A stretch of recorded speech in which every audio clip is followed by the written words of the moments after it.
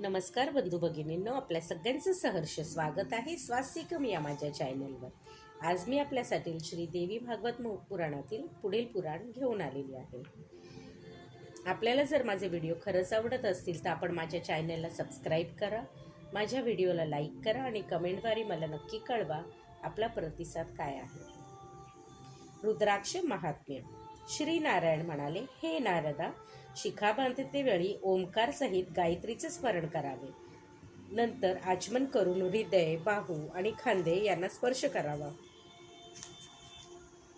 शिंकणे, थुंकणे, दातांचे उच्चिष्ट लागण्याने, असत्य बोलण्याने, पतितांशी संभाषण करण्याने जे दोष उत्पन्न होतात त्यांच्या शुद्धीसाठी उजव्या कानाला स्पर्श करावा। कारण अग्नी, वेद, जल, सोम, सूर्य, वायू हे सर्व देव ब्राह्मणांच्या उजव्या कानावर निवास करीत असतात।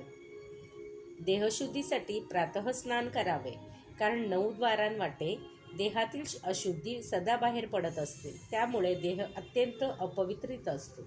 म्हणून प्रातः स्नान अतिशय आवश्यक आहे।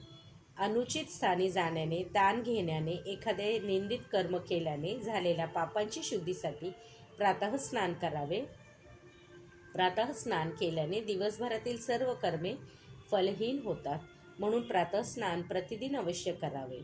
श्री नारायण म्हणाले, रुद्राक्षाचे मुख म्हणजे ब्रह्मा आणि गोल भाग म्हणजे शिव मानले आहे।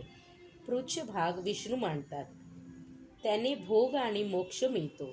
रुद्राक्षांची माला बनवितात, माळेची पूजा करतात, नंतर तिचे साहाय्याने ध्यान करतात। रुद्राक्ष धारण करणाऱ्यांचे पाप नाहीसे होते आणि जाबलोपनिषद म्हटले आहे, भद्राक्षापेक्षा रुद्राक्ष श्रेष्ठ आहे। जे रुद्राक्ष आवळ्या एवढे मोठे ते श्रेष्ठ मानावे। तसेच गोल, गुळगुळीत, घट्ट, काट्याने युक्त असे रुद्राक्ष उत्तम मानावे। नैसर्गिक छिद्र असलेले चांगले। श्रीदेवी पर्णमस्तु। शुभं भवतु, शुभं भवतु, शुभं भवतु।